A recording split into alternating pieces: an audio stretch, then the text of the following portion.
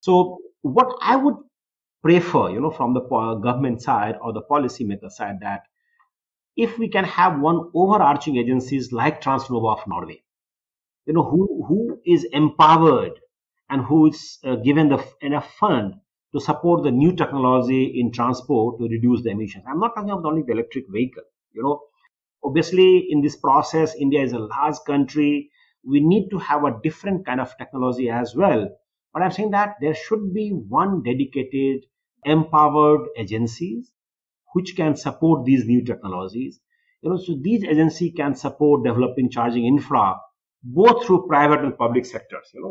On an equal footing.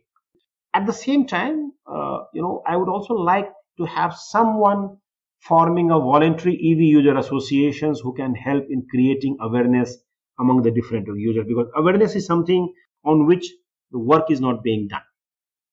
That was right from the middle of this week's episode, where we discuss what's holding back personal electric mobility in India and a lot more. Hello and a warm welcome to yet another episode on the Mission Shunya podcast. First things first, wherever you are, hope you are doing well. Stay safe, take care of yourself, and if possible, someone else too. As always, I am back with another interesting and insightful conversation on the podcast. One of the reasons why I'm excited to produce new and interesting content every other week is your support. For everyone who write in, drop a rating or review on the podcast platforms, the social media channels, a big thank you. A big thanks to all of you. In recent weeks, Mission Shunya is getting some good reviews from the Nordic. And it is just perfect coincidence that this week's episode has a small connect to the region. As you would have heard in the intro, electric mobility, particularly personal electric mobility, is the discussion topic for this week. Although we have references to the Indian policy context in the conversation like FAME, GST, etc., it is very insightful because we discuss the issue from three angles. First, what is it about the mindset of people that is required to enable the shift to personal electric mobility? Second, the narrative around the policy and the communication from the government agencies, and why is it essential from that perspective for both the manufacturers and the general public? And finally, we debunk a few of the myths around the transition to electric mobility with a reference to other countries as well. So, to lead us into that, I am joined today by an expert whom I have known for quite some time now, a very good communicator, which I am sure you'll find out soon. So, who is the guest for this week? I'm Avdesh, and I lead the EV charging infrastructure for Fortum in India. And Fortum is a Finnish energy utility company based out of Helsinki, Finland. So, as a leader in this sector, globally, in fact, you have been operating in India for quite some time. I should say that you are an early mover in the space, setting up infrastructure for e-mobility in India. So from your view, if I were to ask you from a personal viewpoint, what do you think is holding back the adoption of personal electric mobility in India?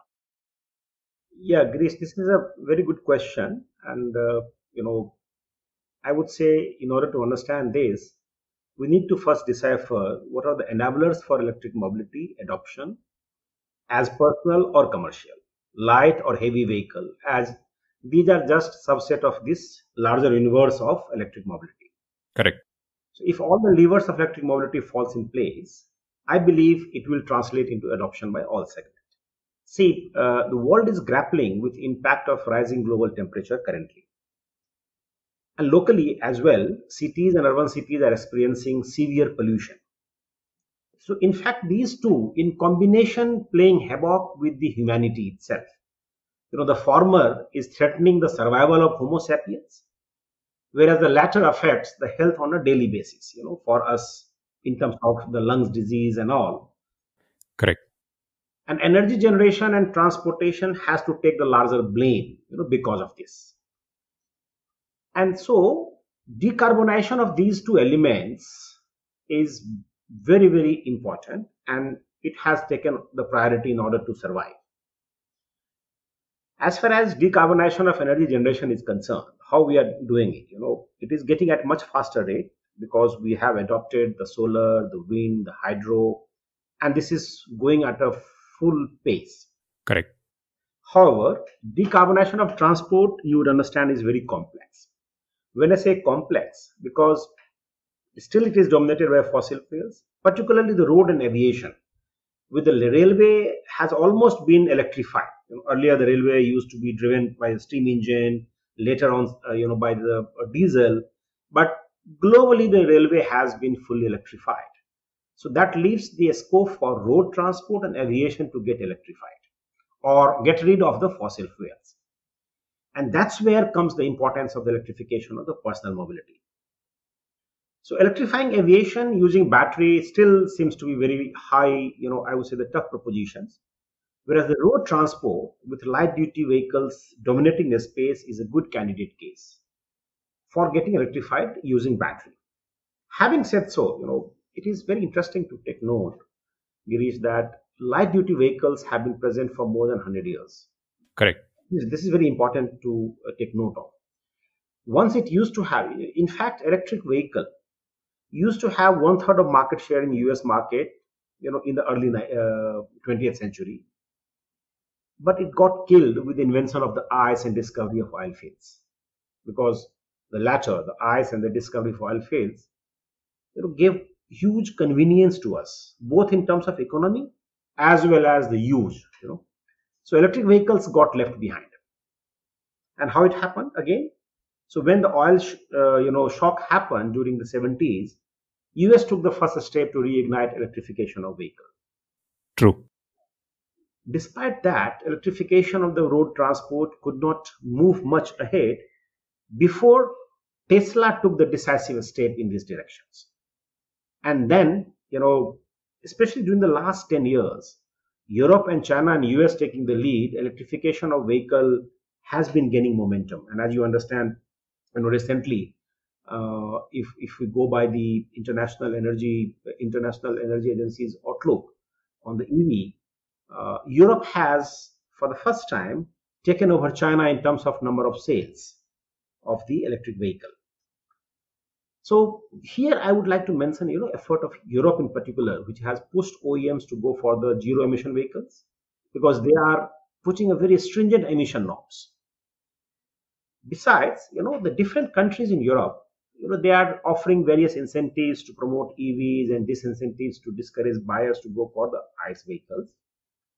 And additionally, many of the leading European countries have made a target also that between 2025 to 2040, depending upon few countries, they have decided that they will go full electric as far as road transport is concerned.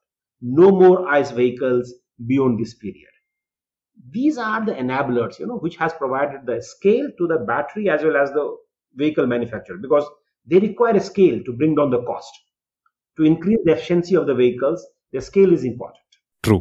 Now, apart from this, what happens is that, any new technology has generally followed a cycle. You might be aware of this law of diffusion of innovation. Correct. So, law of diffusion of innovation is practically a kind of a bell curve where the first 17% or 16% falls into the innovator and early adapter category, right? Especially the innovator is 2.5%, and then 13.5% is the early adapters, followed by the early majority, and then the laggards. So this 16% is very crucial because these are the set of people who are willing to bet on new technology. They feel pride in experiencing a new technology and giving feedback. They feel that they are associated, they are contributing in development of these new technologies. And this is how the manufacturers improve the product over a period of time. And then it is adopted by the early majority, who forms bulk of the market, that is 34% when the product becomes mainstream. So this is the background in which we need to understand what holds back the personal electric mobility in India. In India also, ultimately the EV, being the new technology product, has to go through this innovation curve. But there would be a difference of timing, because the various phase of the timing would be very shorter, because both OEMs and customer, we have the advantage of learning from progress made by the different or by the different global players. So we started our EV journey in just real sense 2-3 years back, but we need to give more time. And I personally feel that it should be 3-4 years from now when EV in personal mobility would be mainstream. So having said so, when I'm saying that whether anything is holding back the adoption of personal electric mobility, I personally feel no. This is progressing. This is progressing as it should have been, because with this new technology, new product, it will have its own suspicions, own constraints, own inhibitions amongst the different minds of different stakeholders. But this will be a matter of 3-4 years time from now when you'll find that EV, and with the background which I have given to you, is that EV will become the mainstream in the personal mobility. The way you put EVs in terms of, as a comparison in terms of the technology adoption curve, is very interesting. I mean, that gives a better perspective rather than just saying the narrative that we are just 3-4 years away, because you nicely built on the narrative by comparing to how it's happened in Europe and other countries, and then you kind of justified by saying like India is also on the right curve, so it's just a matter of time before we hit that inflection point, if I were to put it that way. So that's really nice, and it's a nice little way to say that we are not really lagging behind this in India, but it's just going to be a matter of time. So with that interesting background on this, personal electric mobility, like you briefly mentioned, you touched upon that and how it's transitioned in US, Europe, China, is all about a little bit of shift in terms of the mindset of people. Because although society can lay the platform and enable everything else, but unless someone is really convinced, you did mention about International Energy Agency's number. So recently they also, in their landmark report for net zero, said that behavioral change is going to be one key aspect in enabling people to get to net zero. So that is even more crucial in terms of mobility, because it's personal mobility is driven by personal choice. What's your opinion on that? How do you think mindset shift will enable people to adopt EVs?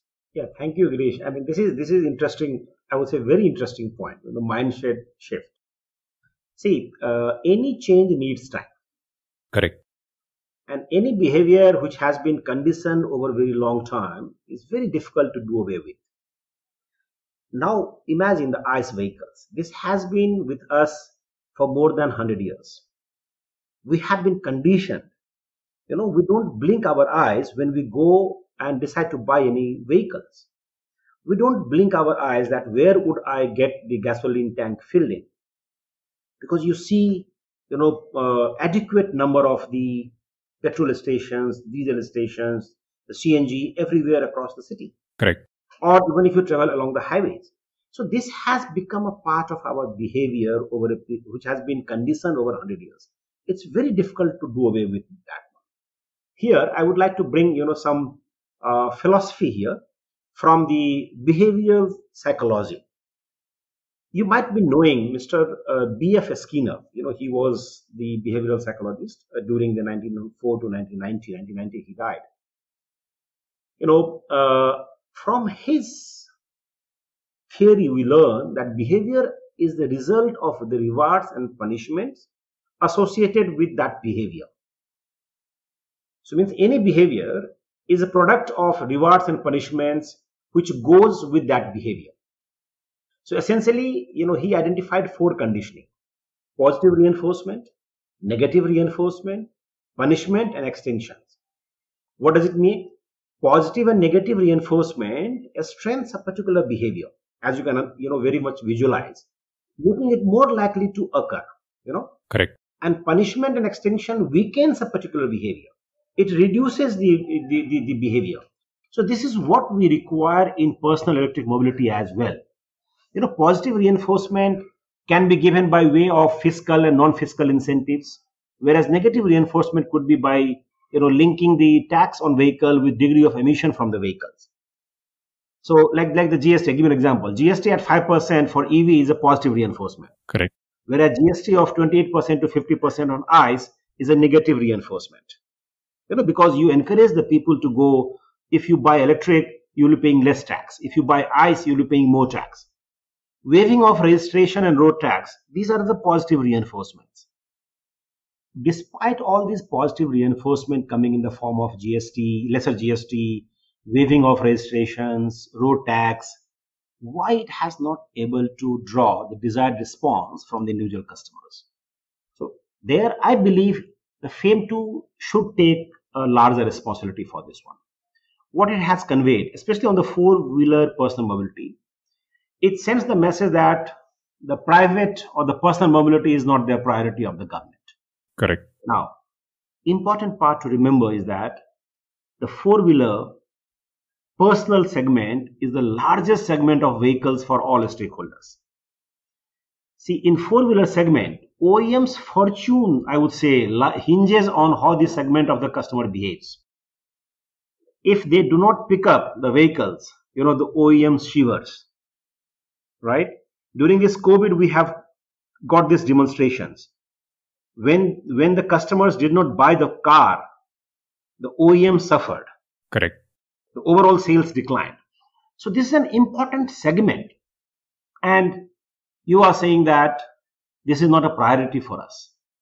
So what the messaging is that since the government is saying this is not required to be serviced, then why OEM would take extra pain to go out of their comfort zone?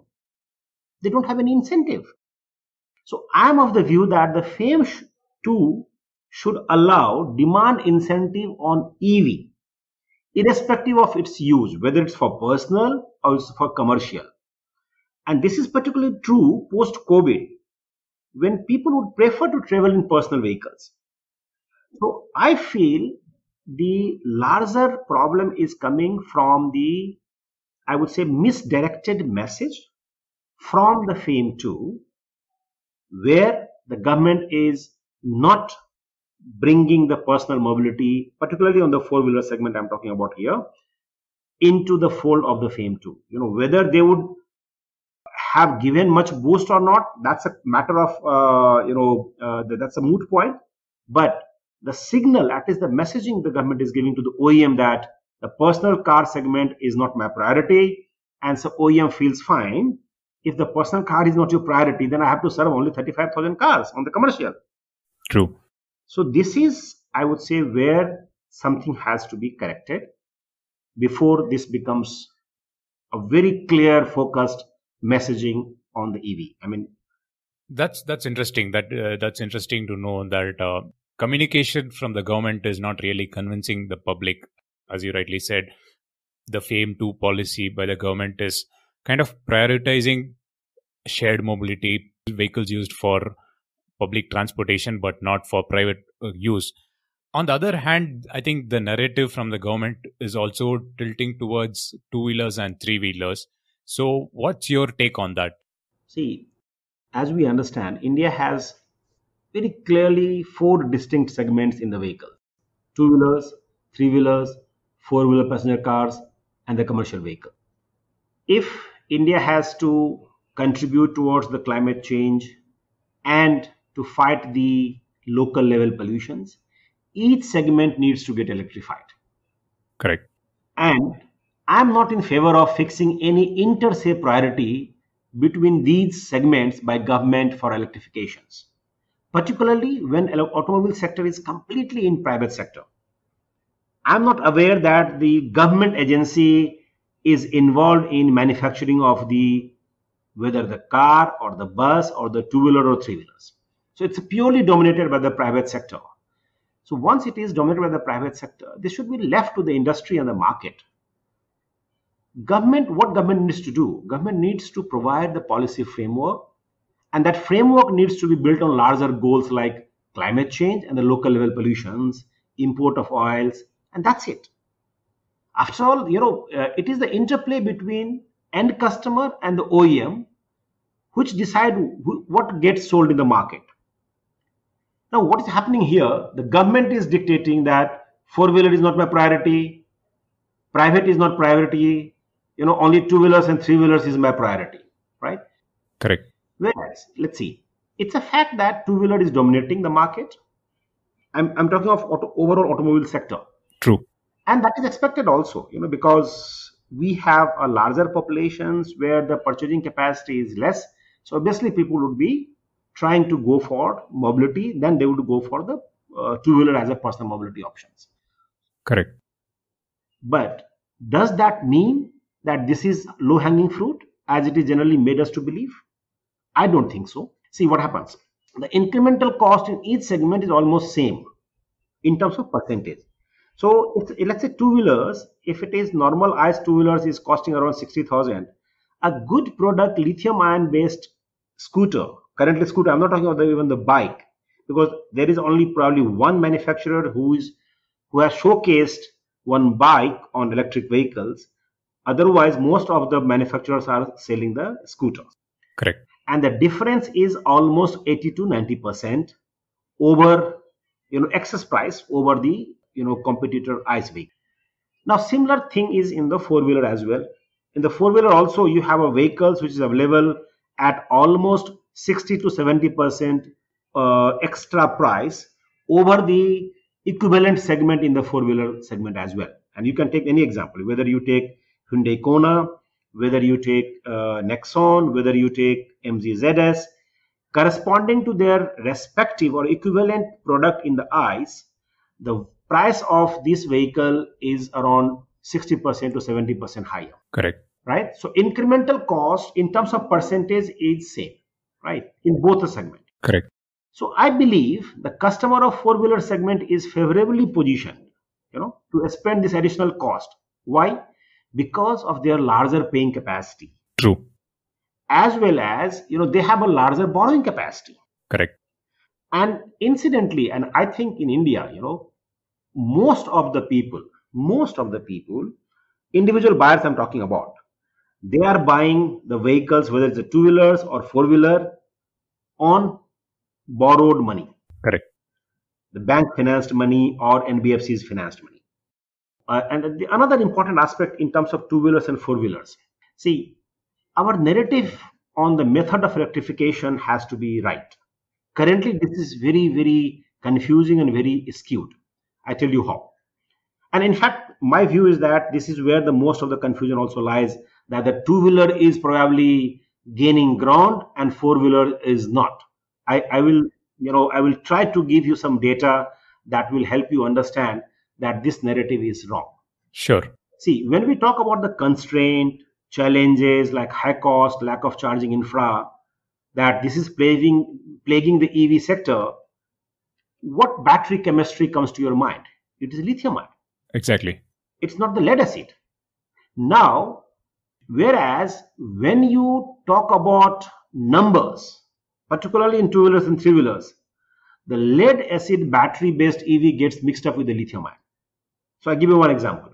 In FY21, it is publicly said by a couple of official agencies is that around 150,000 units have been sold for two-wheelers, whereas around 5,000 to 6,000 units of four-wheelers only have been sold. Right? Now, this is how this is positioning, 150,000 on two-wheelers and only 5,000 to 6,000 on four-wheelers. Anybody would say, yes, two-wheelers is a huge market. Correct. But when you break down this, when you drill on this, what is happening? First of all, most of the official agencies are not giving you the data based on the lithium-ion and lead acid sales on the two-wheeler side. Correct. Very, you'll have to dig deep. You have to do a hard research to find this data, because I have gone through the Vahan dashboard, which is a Government of India dashboard, where you get the details of all the vehicles which is getting registered. You see only the electric vehicles, and their lead acid and lithium-ion, it is not mentioned there. Similarly, on the site of SMEV as well, you will find a total number of vehicles sold, right? Correct. However, when you dig deep, you would find that in last year, about 30 to 40,000 lithium-ion based two-wheelers was sold. Now you compare this 30 to 40,000 lithium-ion with the 5,000 to 6,000 four-wheelers. Now you compare, the narrative is entirely different. Why? Because if you compare this 30-40,000 of the two-wheeler sales vis-a-vis 22 million total sales of automobile in two-wheeler side, it constitutes around 0.18%, approximately 0.2%. Correct. Similarly, if you compare this 5,000 to 6,000 four-wheeler electric vehicle against about 2.8 million four-wheeler total sales, it is also constituting around 0.2 to 0.3%. Yeah. So, in terms of penetration, on a like-to-like chemistry, both the segment are making the similar adoption. So I personally feel this narrative has to be right.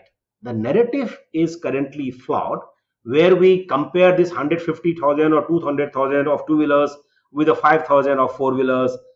This narrative is wrong. So that's where I believe that two-wheelers and four-wheelers, and I'm of consistent view that four-wheelers probably would be the much better position, as I explained earlier, because of the higher paying capacity of that segment, because of the larger willingness of the bank or financial institutions for this particular segment to lend money, and the advantage of the Income Tax Act, where the government has given 150,000 rupees rebate on the income tax if you borrow the vehicle to buy the electric vehicle. So obviously, for a price of 1 lakh, you will not be getting a 150,000 interest. Correct. But for a price of 10 lakh or 12 lakh rupees, you will be borrowing, then you will be getting the 150,000 returns, rebate as well. So I think this narrative of two-wheelers, three-wheelers has to be corrected in terms of the battery chemistry, and then you will see in the right perspective the two-wheelers and four-wheelers. And I feel, based on the data, as I have explained to you, that two-wheelers and four-wheelers is making equal, adoption in the market, and this is in line with that innovation curve. Exactly. It's really interesting to understand this from a data perspective. Like, as you rightly said, having the right set of data and looking at the data in the right framework, you can actually compare where the market is going. And the way you summarize this clearly shows that you are a very active player in the market. And considering you have significant experience, you're looking at the right set of parameters, and then saying that the overall narrative can be changed to enable better adoption. But at the same time, the narrative is that the progress is on the right track. So that's a very good way to summarize this discussion around the narrative of the policymakers in enabling this shift to electric mobility. Now, we spoke about mindset shift and the narrative building. Considering that Fortum as an organization has like significant experience in the Nordic, where you are a leading player. So can you briefly summarize how that transition happened in the Nordic? Do you see any comparisons, or what's your view on that? Yeah, I think this is important because we come from as a company, we come from the Nordic, and we must share with the audience, with the people, with the stakeholders, that how it has transitioned there. See, overall, you will find the European Union is pushing the EV through its regulations on emission from the ICE vehicles. They have a very stringent emission norm. Correct. So basically, this is the major push for them for the transitions toward the electric vehicles. But in addition to the European Unions, the different countries are also promoting the EV in a very structured way. And before I come to how our policymakers are doing it, I would like to give you an example of Norway, how Norway has done it. See, the climate policy has been the major driving force, or rather one of the major driving force in Norwegian politicians' commitment to EVs. From the 1990 onwards itself, electric vehicles have been high on their political agenda. Okay. So that resulted in introductions of the various incentives, that is necessary to meet the market challenges, and encourage also, because even the early adopters has to get certain incentives to test the new technology, isn't it? Correct. So that's where, they had a very interest in the local air quality as well. And they remember, Norwegian electrification is completely driven by the hydro, and that is a completely CO2 free. Correct. So, and between the 2000 2010, that is very crucial. Between 2000 2010, industrial development was their political driving force. Okay. Because they wanted to establish a national EV industry. They established an organization initially it was called Innova, now it is called Transnova. So they established this agency in 2009, and the purpose of this agency was to support testing and expansion of new technologies to reduce the climate gas emissions from electric mobility in Norway. So all the new technologies which can, support reducing the climate gas emissions, so they supported the hydrogen, they supported the plug-in hybrid, they supported electric, but then finally they settled with the electric vehicles. So this new, and plus this organization also ensured that they will finance setting up the charging station on a larger scale, Okay. and they made it neutral to anyone, whether it is a private or the public. Their modus operandi was very clear.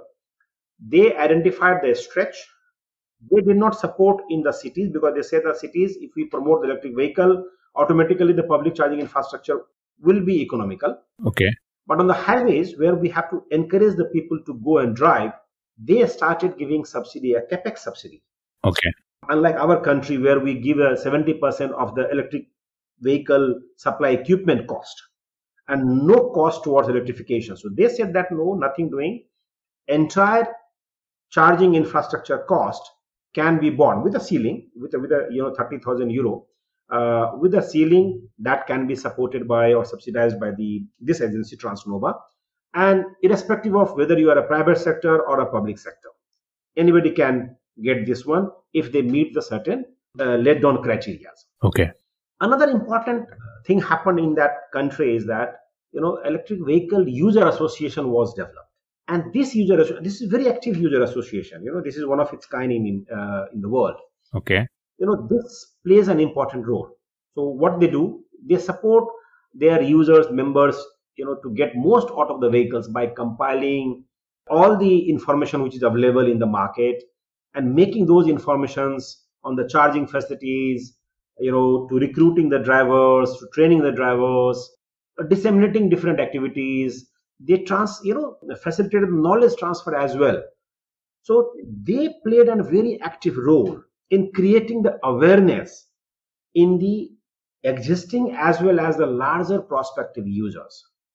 So this was on the, I would say, the organizations, how they started, how they work, but they also started giving the economic incentives, like the exemption from the vehicle tax, the registration tax. In terms of, they also made the public investment in the charging infrastructure, as I said, so that the range issue is reduced. So all these things made the electric vehicle popular with the larger shares of the car buyers in Norway. And today, say year 2021, in the month of March, it was 75% annual sales was on the electric. Wow. So this is the achievement of Norway.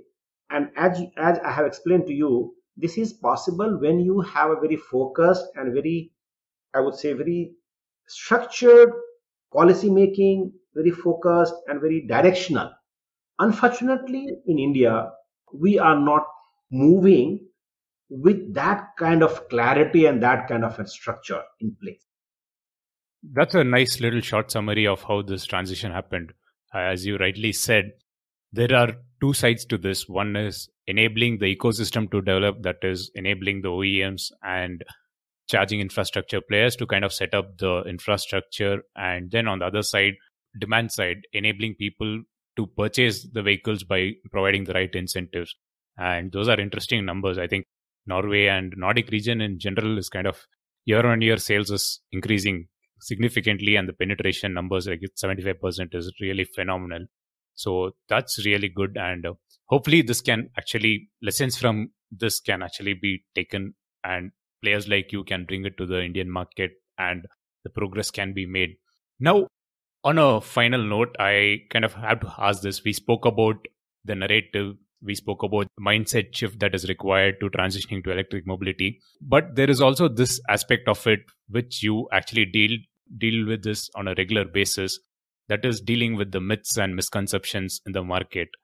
And by being an early player, you deal with it even more aggressively. So like, for example, people complain that there are not many charging stations available, so why should I buy a EV? But globally, even like IEA numbers say that most of the charging happens at home. So how do you go about debunking the myths and clarifying the misconceptions? Yeah. So before I address that, because I have been speaking about these myths both in the I would say, webinar and conferences amongst the industry players as well as within the students community as well, because I believe that the students are the future users of the vehicles, and at least they should grow on, or they should develop the right, or they should take a decision based on the right information instead of the false narrative or false myth. But before I touch base on that one, I would like to take liberty to touch upon one important point on the narrative side. When I was discussing, Sure. I forgot to mention that, you know, how our policymakers can contribute in building confidence, amongst the public. See, as you have just now might have experienced through the examples of the Norway, that it is very important that the narratives, proper or suitable narratives, are developed by the policymakers. That is very, very crucial. Correct. The impact of climate change and the local level pollutions, as I have said, that this should be on high on the agenda of our policymakers. Unfortunately, till this point of time, this is not on high of the on the agenda. Yes, we have the muted references of the Paris climate, under the nationally determined contributions of reducing the carbon intensity by 35% from the level of 2005. But these are very muted. When I'm talking of the policymakers, I'm talking of a national level consensus that yes, the pollution, local level pollutions, and the climate change is very much required, is a part of the development agenda, and all the policy regarding the electric vehicle should draw from there. So this is something, where I believe that, because currently the policies are coming in bits and pieces, so that will not lead us to the way the Nordic countries or European countries have done it. I give you one example. So FAME 2 and GST are very, very important policy framework, but this requires to be supported, strengthened. Correct. So what I would prefer, from the government side or the policymaker side, that if we can have one overarching agencies like Transnova of Norway, who is empowered and who is given enough fund to support the new technology in transport to reduce the emissions. I'm not talking about only the electric vehicle. Obviously, in this process, India is a large country. We need to have a different kind of technology as well. But I'm saying that there should be one dedicated, empowered agencies which can support these new technologies. So these agencies can support developing charging infra both through private and public sectors, on an equal footing. Currently, it is very, I would say, fragmented and very isolated kind of an initiatives. At the same time, I would also like to have someone forming a voluntary EV user associations who can help in creating awareness among the different users, because awareness is something on which the work is not being done. So this is on the, one important piece of the narrative by the policymakers. Having said so, I come to your original questions, that how do we debunk this myth in order to be a smooth transition? See, as a customer, what do we need? We need a good product at affordable price. Yes. And in the respect of electric vehicle, that product at affordable price also requires to be charged, right? Correct. But that charging should happen at a place, at a price, and a time of the choice of user of the EV. It should not be dictated by the, that it should be home or public. It should be at the place and the price and time of the choice of the owner and user of EV. Correct. Please remember, as far as charging is concerned, on the charging, we always say that home charging occupies the 70% or 80%, or maximum charging happens on 70% or 80%. You have also given this example, quoting IEA recent reports. Yes. So please understand, currently the IEA is also getting the data, most of the data, from the developed countries like Europe and USA.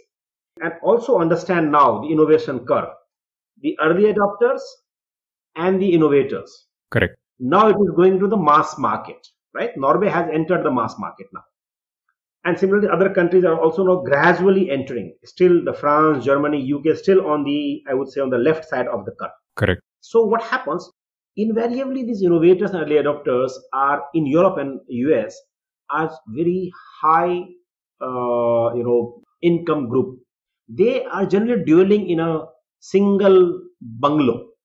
So they have a dedicated garage, and these countries are, cold countries, so they have the inherent feature or the advantage of having the electrical points in their garage as well, because the ICE vehicle also require heating during the extreme cold weather, right?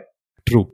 So they have the advantage of charging at home, and this is how the electric vehicle has started there. But please understand, India is not Europe, India is not US. Correct. India is more like a China. And if in the same IA report, if you dig deep and if you see the China's emphasis on the charging infrastructure, their emphasis has been on the public charging. Correct. And this I support from the Norway, because currently when we are expanding a public charging in Europe as well. And there we are seeing that when the housing associations are concerned, many of the people do not have the dedicated parking space. So where do they charge? So they require a public charging place. Similar is the case in India. So my only point is that in India, we cannot borrow exactly in the similar fashion and we say that 70 to 80% charging will happen at home. I feel probably no.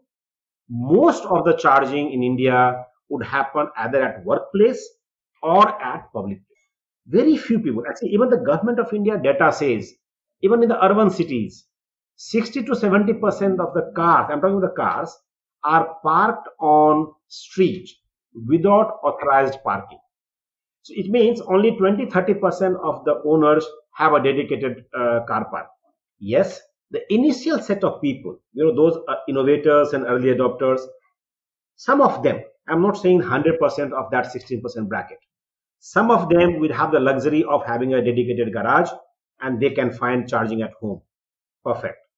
But when you are talking about the mainstream of this EV being the mainstream, at that point of time, people would be requiring a public charging place to go and charge their vehicles.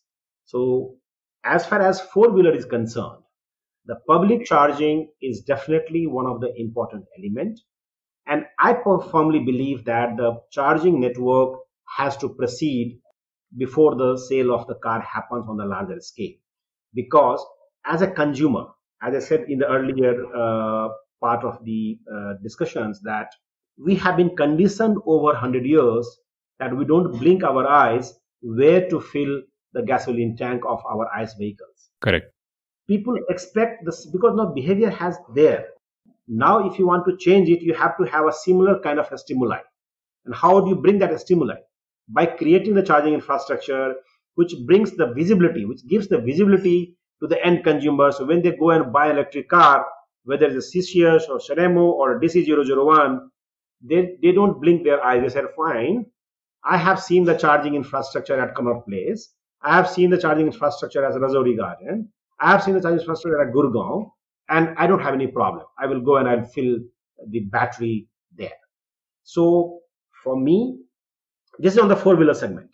Regarding the two-wheeler, if the people are saying that the public charging infrastructure is a bottleneck, then I am saying probably they are again giving a false narrative, because for two-wheelers, currently there is not much use case of the public charging, because vehicle requires to be charged at 0.1C or 0.2C. So it means for 2 kilowatt hour of battery, you would be requiring around 4 hours, 5 hours to remain stranded at the public place. That is not possible. So there, the charging can happen at home because this requires a 15 amp socket, and 4 hours, 3 hours is fine.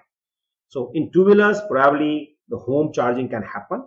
And why it is not happening, despite everybody if everybody is having access to the electricity, probably this is a matter to be explored.